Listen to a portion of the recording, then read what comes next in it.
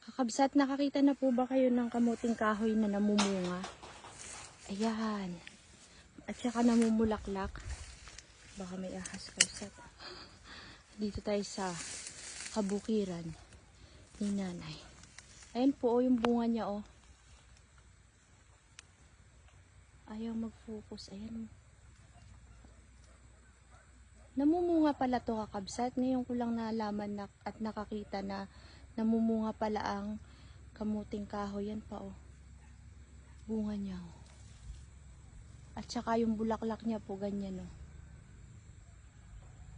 Yan. Galing no? First time kong makakita niyan, kabsat. Yan. Ito po, pumitas kanina si nanay. Nagtsura ng bunga niya oh.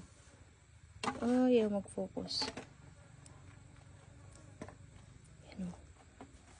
Galing no?